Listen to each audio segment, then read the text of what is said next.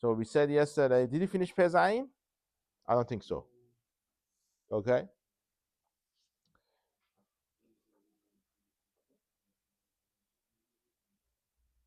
I think we're going to read that after Pezain, if I'm not mistaken.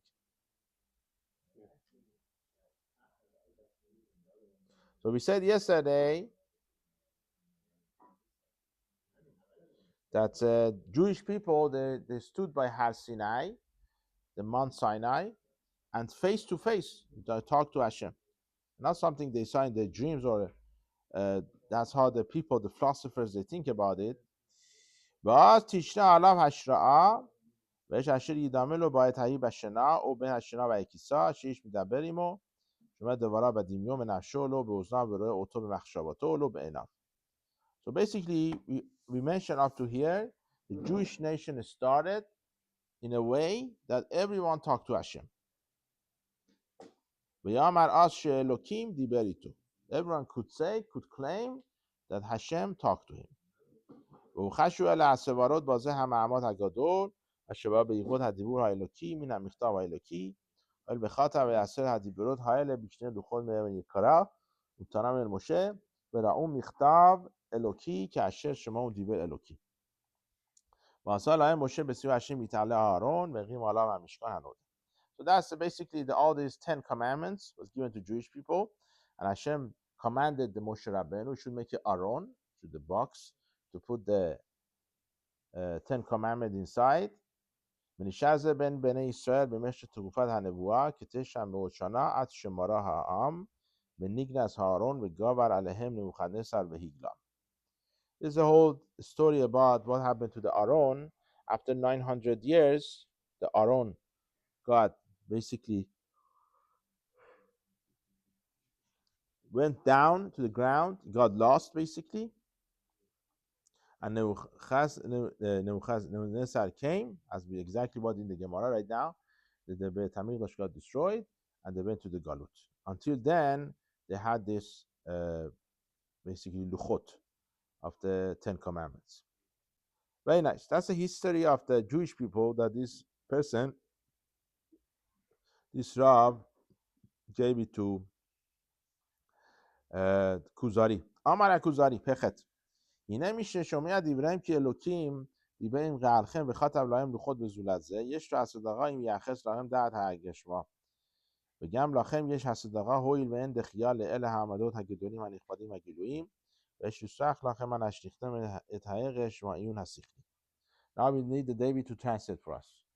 That's why it is over here. So people will hear what you're saying. Okay. That God spoke with your people, wrote tablets for them, and other anthropomorphisms, like turning Hashem, using words that relate to human, right, to describe Hashem. They're going to conclude that you believe in a physical God. And you can't really blame them because no one can dispute the great physical revelations of God that you mentioned. What does it mean? Because all these things are very physical. It sounds like he wrote the tablets, he spoke to them. So that's the proof that the Hashem is there. That's the proof of Hashem is there, but it sounds like he's physical. Okay. You can't blame them for thinking that. Basically, something tangible. That's what it is. Yeah. That's what we say. Usually, Hashem is very spiritual. You cannot touch it. Okay, fine, you understand. But he gave us something tangible to understand there is a God. There is Hashem. Okay, very nice. امر خاور خلیل علی عشه من عشه که اومد شخصخ مخیشو به سامو و شکر باشو مسعد دیبرو هو اسیبو به همانت های لکود. So now it's not something that he says, this Chacham, this Rav, that the Sechel basically cannot go against him, that the understanding, intelligence should be basically understand there is a Hashem.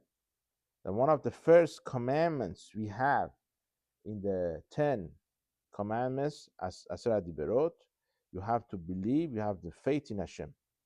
והשני מן הדבירות הוא העשרה מלקבל אלו כמלבד השם יתעלם ותשם עמו עשרה מן ההשוואה והמשלה והדימות כי עלו שדבר מן היגשווה. So now we're saying over here the second commandment is First is Anochi Hashem Elochei, Hashur Sam Be'ez B'Sayim B'Tavadim, Ye'elecha Elecha Elohim Acharim. You should not have any more gods. Basically, over here is not so clear what he's saying. I tell you why. But he understands over here that the Christians basically they doing avodah zarah. He understands the second part of the commandments, the 10 commandments. He's talking about you cannot have any partner for Hashem, which means Hashem is only one. Okay, which means according to him and most poskim, most mefarashim, whoever goes into the like in a way understand there's two or more gods is not gonna doing is doing avodah zarah. So over here he says the second commandment is there is nobody as a partner with Hashem, and basically you should not and you cannot imagine who is Hashem. ואיך לא נרוממהו מהגשמה ואנחנו נראים ממנו רבים מברואיו כנפש המדברת אשר היא האדם באמת אשר ידבר עמנו ממשה וישכיל וינהיג אין לשונו ולא ליבו ולא מוחו אלא אלה כלים למשה ומשה נפש מדברת מכרת אין הגוף ואינה מוגבלת במקום ויעשה לו מקום ואין השרה שיושגו בה סורות כל הנבראים ולפיכך אנו מתארים אותה בתארים מלאכיים רוחניים כאן וחומר לבורא הכל. So basically he's talking about that matter that Hashem is ruchani. How is it possible that Hashem saying something spiritual comes to talk to us which are gashmi? We are basically in this world and the olam gashmi, they are basically not ruchani. So how is it possible that Hashem talked to us by the Har Sinai? How is it possible that Hashem talked to Moshe Rabbeinu? How is it possible that the Nevi'im talk to Hashem? So he says over here that we have to say that a person has a part which is ruchani, which is not gashmi, very spiritual. Even though we are made from dirt, something tangible, but inside us we have a neshama, a nefesh, which is ruchani. Kal v'chomer levoreh hakol. Hashem is created everything, and He's the one who's creator of everything. ועלינו לדחות את מה שנמסר מן העמד ההוא ונאמר שאיננו יודעים איך נקשם העניין שנעשה דיבור בעיקר באוזנינו, מה שהמסילו יתעלם מה שלא היה נמסר, ומה שהביט לא מן הממצאות, כי לא תיפעלם ממנו יכולת. כמו שנאמר שהוא יתעלה ברא שני לוחות, וכתב עליהם כתב חרוט, כמו שברא השמיים והאחרים ברצונו בלבד. אז השם יתעלם את הווה גשם בשיעור אשר רצה והתכונה אשר רצה, חרד בו הכתב בעשה דיבור. Now, very interesting thing, very good thing, very good question. He talks about it. If Hashem is ruchani, spiritual, how is it possible we talk about the luchot? When we talk about the luchot, say Moshe Rabbeinu took the luchot. How do you say luchot in English? Right? They took them to Hashem, and Hashem, they was written. Right. So how is it possible something like tangible written on it by something is ruchani, is spiritual? How does it make sense? This is the same thing. How Hashem created the world. How Hashem created, you see all the stars, all the moons, all these things, Gashmi. Everything created by Hashem, Borah Kol. Hashem basically created everything. So there's no question. So that should not bother you that you see over here that something Gashmi, something tangible, created by somebody or Hashem, that everything by him is spiritual. That's something should be understood, and there is no contradiction over here. Okay, let's go to halachot of the Chazara and Shehiyah. We talked about yesterday, if you remember, that basically Shulchan Aruch, the way it's mentioned, it seems like you could go with the Sevaram of the Hananiah. He says over there, the Shulchan Aruch says,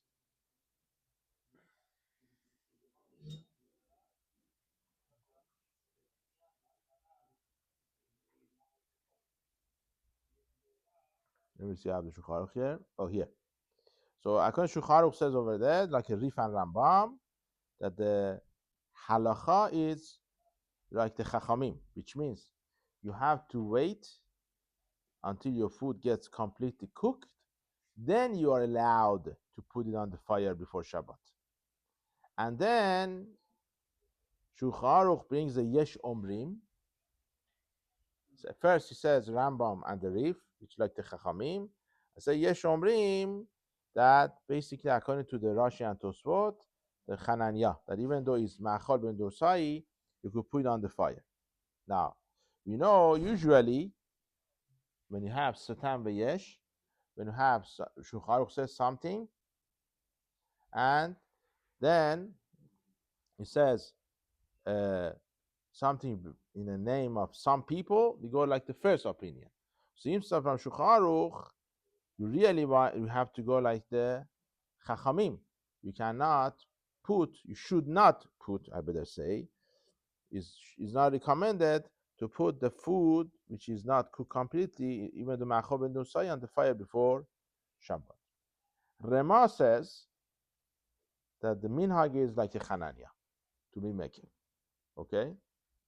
So now, once you have half cooked, which is according to the Rambam, half cooked considered, then according to the this, you are allowed to do it. Now, we have opinion of the Shulchan Aruch, then we have to the opinion of the Rema, then we have opinion of the Acharonim, Yodola Acharonim. What they say? They say if it's Chasir Bishul, is half cooked, you're allowed to do it.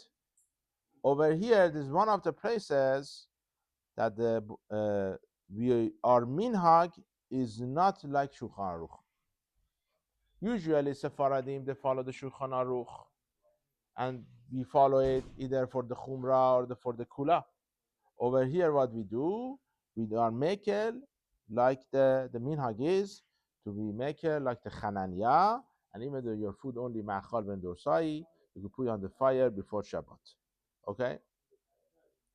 So now, that's basically what we are talking about over here. Another point for today to have in mind.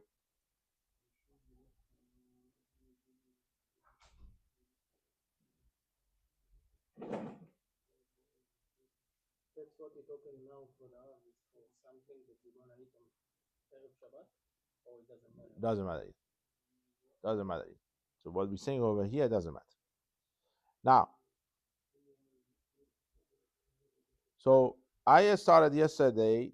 I just said this because I forgot to say this yesterday. I started yesterday. We said different ways that you could basically you're allowed to put your food on the fire. Yesterday I mentioned about the covering the fire, like the what do you call it, by blech, and we talked some. They say you could use to cover the knobs also is accepted. We mentioned the third one that if you cannot make it any higher, also some they say it's okay. Okay, if that's on the highest level of fire.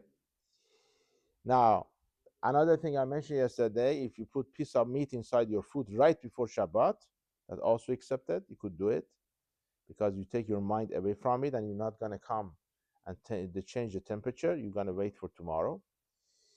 Or this is what you're talking about. You're talking about now, if you have a food for Shabbat morning, for sure you're not going to use it tonight. It's for Shabbat morning. Let's say you are invited tonight, which is Friday night. Tomorrow morning, you may chon it for tomorrow. Okay? Haravadia holds in such a scenario is considered like you put inside it a piece of meat. You're going to take your mind away from it. And in such a scenario, you're allowed to put the food which is not even ma'achal ben dorsai. In any stage of cooking. Right, any stage of cooking. Right. But Haravadia says somebody who's machmir and make sure to cover the fire, tavala bracha. Okay. Now another case. What was the case? Which case? Last one. That last case. You want to eat it tomorrow morning. Okay. So once you want to eat it tomorrow morning, you could put it on the fire, open fire, in any stage. Okay, that's the another one. Because anyway, you don't need it. Right. Now it's gonna go into the another case. I'm gonna skip this case. I'm gonna go to next scenario. Now we're gonna go now talking about a little more shehiyah, putting the fire and something on the fire, and the esh megule, something is not fire, fire is not covered. Now, can we? How are we gonna do it? If we want to bring back the food on the fire. Until now, we're talking about shehiyah before Shabbat. Now we're gonna talk about. Let's say you have this food on the fire, open fire on Shabbat. I take it off. Can I bring it back? What should be the tanaim? What are the conditions that you put back a food basically um, on the fire or on the blech or whatever it is? We're gonna see. So Shulchan Aruch holds, according to Shulchan Aruch, you need to have 4 conditions in order to be able to put back the food on the fire. First condition, we're gonna go one by one. I'm gonna mention 4 right now. So next few days, Bez Hashem, we're gonna go into it deeply and understand it, how it works. But first, we're gonna mention what they are, the 4 conditions. First condition is the fire should be covered. Okay, that's the first condition. Second condition, the food should be completely cooked. The third condition, the food should be yad solededo, hot.